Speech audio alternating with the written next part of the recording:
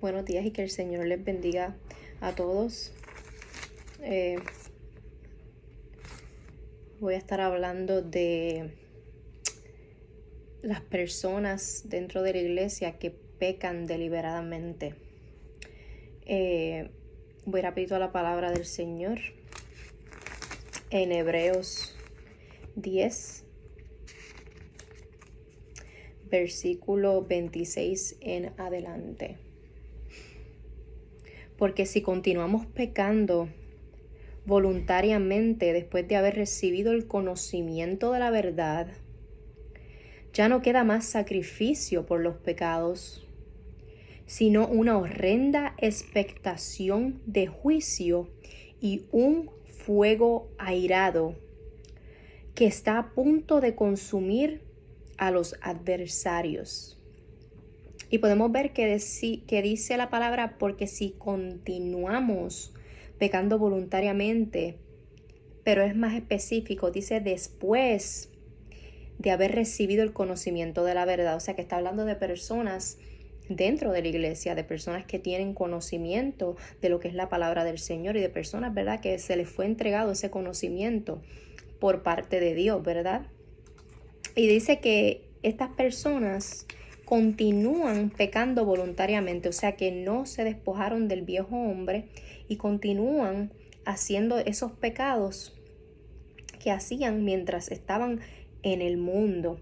Y cuando hablamos de voluntariamente, eso es vinculado con la voluntad de la persona, ¿verdad? Que significa que es la potestad de tomar decisiones y de actuar por cuenta propia. O sea, que estas personas que están tomando, que están pecando, lo están haciendo por cuenta propia, por su voluntad, porque quieren hacerlo. Y vamos un poquito más deliberadamente. Cuando se habla deliberadamente, la palabra deliberadamente significa intencionalmente, que es un acto entendido en cuanto a proceso y resultado, el cual se evalúan los pros y los contras, la causa y el efecto. Y eso es evaluado antes de tomar esta decisión. Eso es lo que lo hace deliberadamente, eso es lo que lo hace, ¿verdad?, un acto voluntario. Y aquí la palabra dice que este acto es voluntario porque ya habían recibido el conocimiento de la verdad. Eso es lo que hace que este acto sea completamente voluntario, ¿verdad?, de estas personas. Y la palabra dice, ¿verdad?, que viene juicio para las personas que deliberadamente, o sea, en conciencia, conscientemente, continúan viviendo una vida de pecado. Dice, el que viola la ley de Moisés, el versículo 28, por el testimonio de 2 o 3 testigos muere sin compasión. ¿Cuánto mayor castigo pensáis que merece el que haya hollado al Hijo de Dios y haya tenido por inmunda la sangre del pacto en la cual fue santificado y haya ultrajado al Espíritu de gracia? O sea, te está preguntando la palabra te está haciendo a ti analizar que si cuando una persona, ¿verdad?, violaba la ley de Moisés, había un castigo por violarla, sin importar, ¿verdad?, sin importar el por qué, la justificación que la persona puede tener detrás de lo que hizo. No hay justificación porque la persona tenía conocimiento, ¿verdad? Imagínate cuán más castigo va a recibir una persona que se le fue entregado ese conocimiento de la verdad y que aún conociendo a Cristo, aún sabiendo lo que Cristo hizo por nosotros, decide seguir pecando voluntariamente. Y con ese hecho de voluntariamente pecar, está hollando a Cristo, está pisoteando la sangre del Señor y está ultrajando el Espíritu de gracia. Y la palabra dice, pues conocemos, en el versículo 30, pues conocemos al que dijo, mía es la venganza, yo daré el pago, dice el Señor. O sea que el Señor va a pedirle cuentas y a estas personas que voluntariamente están viviendo una vida de pecados aún después de haber conocido la verdad. Y otra vez el Señor juzgará a su pueblo. O sea, está hablando de que esto es para la iglesia. Este mensaje es para las personas que se encuentran dentro de la iglesia. El Señor va a juzgar a esas personas que, llamándose cristianos, aún siguen viviendo una vida de pecados, al igual como estaban en el mundo. Siguen viviendo la misma vida que tenían cuando estaban en el mundo, pero ahora se llaman cristianos y ahora conocen la verdad. O sea que no hay excusa para ellos. Horrenda cosa es caer en manos del Dios vivo. O sea, el Señor está vivo. Él no está viendo todo lo que hacemos, no está escuchando todo lo que hablamos. Él sabe las intenciones de nuestro corazón, no lo podemos engañar. Y como Él está vivo y Él es un Dios justo, Él juzgará a su pueblo. Él juzgará a su iglesia. El versículo 32 dice: pero traed a la memoria los días pasados en los cuales, después de haber sido iluminados, sostuvisteis gran combate de padecimientos. Por una parte, siendo expuestos públicamente a ultrajes y aflicciones. Por otra, siendo compañeros de los que estaban en una situación semejante. Porque también os compadecisteis de los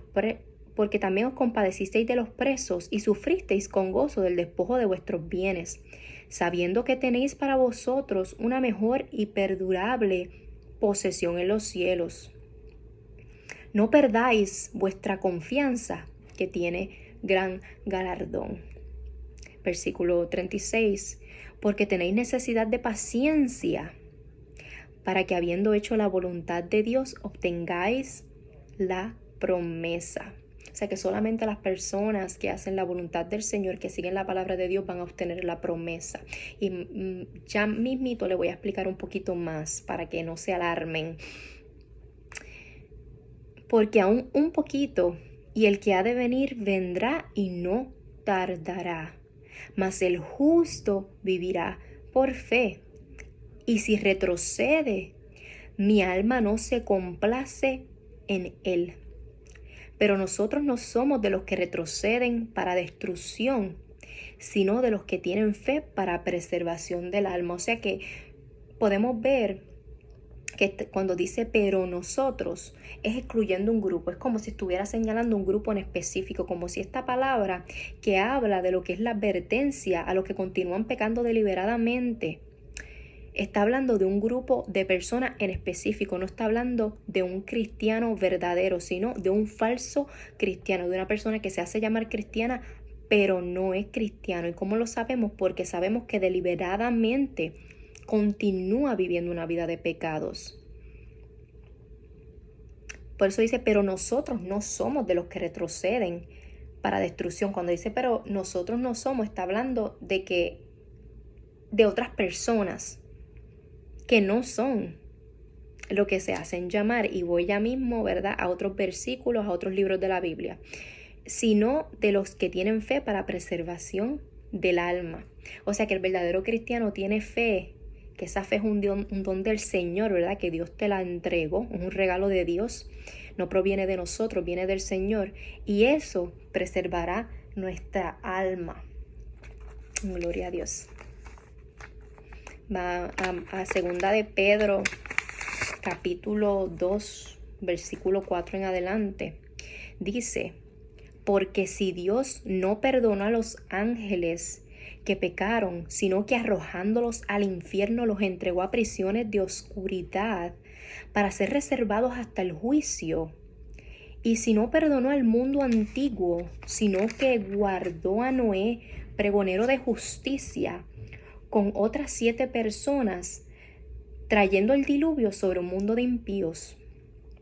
Y si condenó a la destrucción a las ciudades de Sodoma y de Gomorra, reduciéndolas a ceniza y poniéndolas como ejemplo a los que habían de vivir impíamente, y libró al justo Lot, abrumado por la conducta licenciosa de aquellos libertinos, porque este justo que residía entre ellos afligía cada día su alma justa, viendo y oyendo los hechos inicuos de ellos. Podemos ver aquí que la palabra dice que el alma del justo se aflige cuando ve a otras personas haciendo el mal, cuando ve otras personas actuando indebidamente. El justo, su alma se incomoda. Y podemos ver que si tú eres hijo de Dios, tú eres considerado un justo. Entonces las personas que están deliberadamente pecando no son verdaderos cristianos. Sabe el Señor librar de tentación a los piadosos y reservar a los injustos bajo castigo para el día del juicio. O sea que podemos confiar en el Señor que los verdaderos cristianos, que los verdaderos hijos de Dios, el Señor mismo nos libra de la tentación. ¿Por qué? Porque nacimos de nuevo, porque hubo un cambio verdadero en nosotros, porque no somos falsos, porque no estamos diciendo que somos una cosa y actuando como otra. Y todo esto viene por medio del Señor, es un regalo de Dios, porque puedes ver que aquí dice, sabe el Señor librar de tentación. El Señor te libra de tentación, no eres tú librándote de tentación, no eres tú con tus fuerzas humanas librándote de hacer lo malo, es el Señor librándote, ¿verdad? Porque Él te justificó. Y reservará a los injustos bajo castigo para el día del juicio.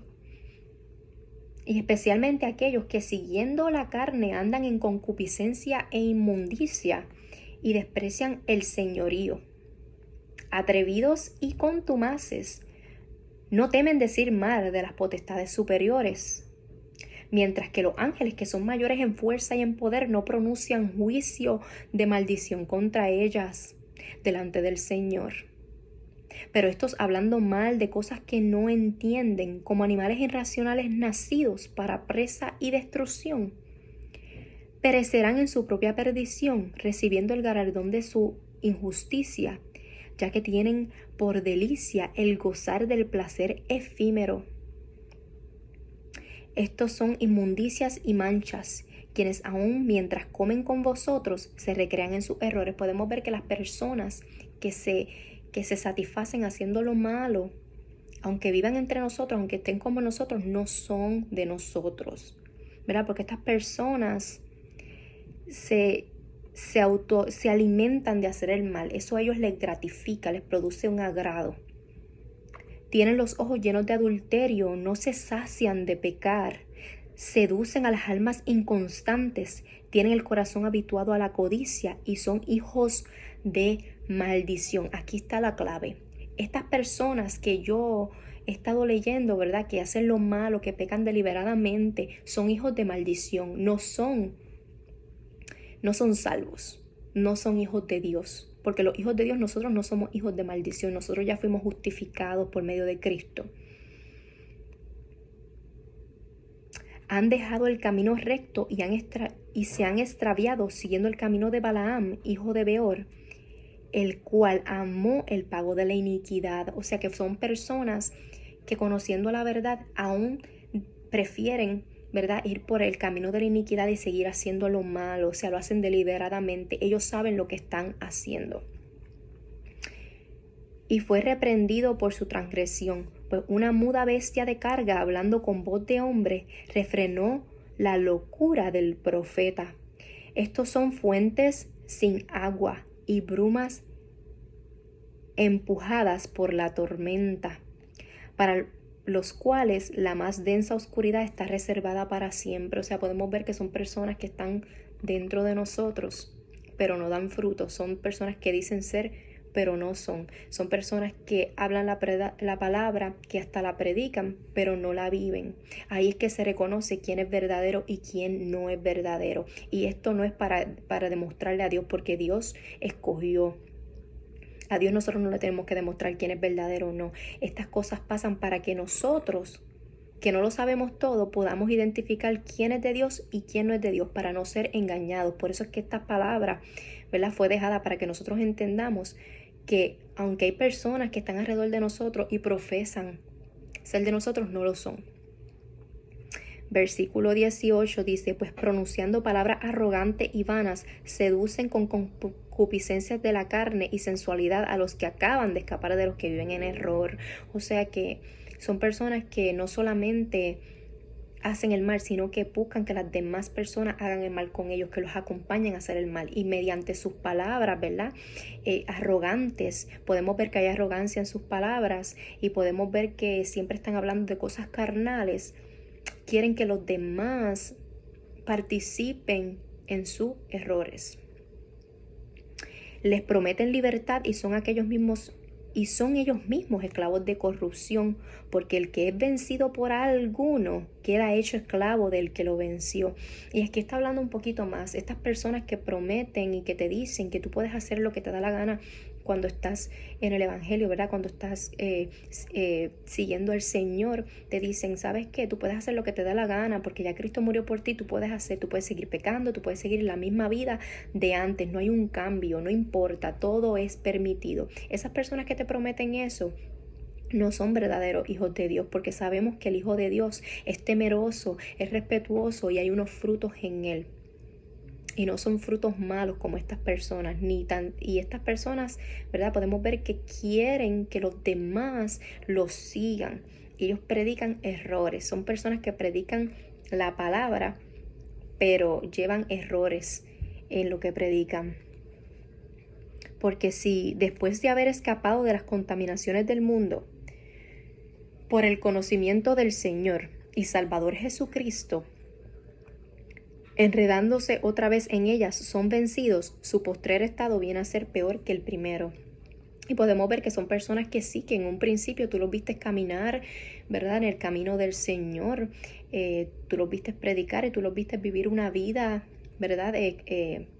Diferente, pero llegó un momento en su vida que se apartaron y ahora están peores que antes. ¿Por qué están peores que antes? Porque ellos ahora están pecando lo que es deliberadamente, porque ahora tienen un conocimiento. Por eso es que viene a ser peor que antes. Porque mejor les hubiera sido no haber conocido el camino de la justicia, que después de haberlo conocido, volverse atrás del santo mandamiento que les fue dado. O sea que son personas que conocieron la verdad, la vivieron por un tiempo, pero retrocedieron, volvieron atrás al camino de la perdición. Porque nunca, en verdad, nunca hubo una conversión verdadera. Les ha acontecido lo de aquel proverbio tan verdadero que dice, el perro vuelve a su vómito y la puerca lavada a revolcarse en el cielo. En otras palabras, estas personas eran unos hipócritas que se limpiaron por fuerita o disimularon un poco, pero no aguantaron mucho y volvieron de donde salieron.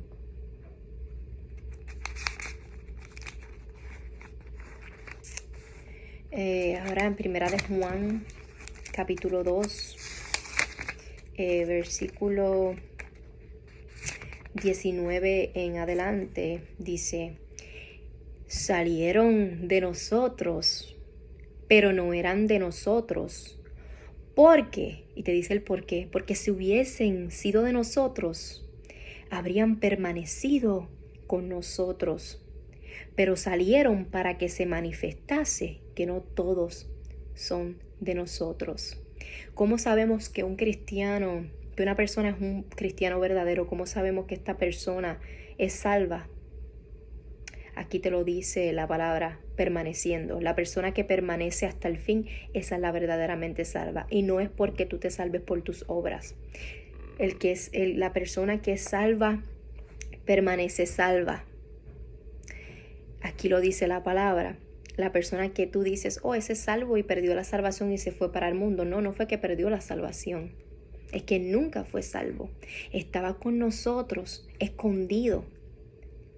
Eran lobos vestidos de oveja para crear confusión, para crear contiendas. Pero no eran de nosotros. Ellos se fueron porque no eran de nosotros. ¿Y por qué pasó esto? ¿Por qué nosotros hemos visto a muchas personas que han estado en el evangelio y se han ido al mundo de nuevo? Aquí te lo dice. Para que se manifestase que no todos son de nosotros. Que no todo el que se dice salvo es salvo. Que no todo el que se llama cristiano es cristiano. Para que nadie nos engañe. Por eso estas cosas tienen que pasar. No os he escrito como si ignoréis la verdad, sino porque la sabéis, y porque ninguna mentira procede de la verdad. Nadie que te predique otro evangelio puede decir que es el evangelio de Cristo. Ninguna persona que hace algo malo puede decir que es bueno, porque ninguna mentira procede de la verdad. Sabemos que Satanás es padre de mentira. La mentira no proviene de Dios, proviene del enemigo de las almas. Entonces sabemos que las personas que se mantienen firmes con el Señor es porque, número uno, el Señor fue el que los mantuvo firmes y los libró de tentación. Número dos, porque son verdaderamente salvos. Si una persona está hoy y mañana no está, es porque nunca fue parte de nosotros. Es porque genuinamente nunca fue salvo. Simplemente estaba entre medio de nosotros y nosotros pudimos ver manifestarse lo que dice la palabra, que salieron de nosotros, pero no eran de nosotros. Y voy a terminar con Isaías 30. Ay de los hijos que se apartan, dice Jehová, para tomar consejo y no de mí, para cobijarse con cubierta y no de mi espíritu, añadiendo pecado a pecado. Dios les bendiga, Dios les guarde.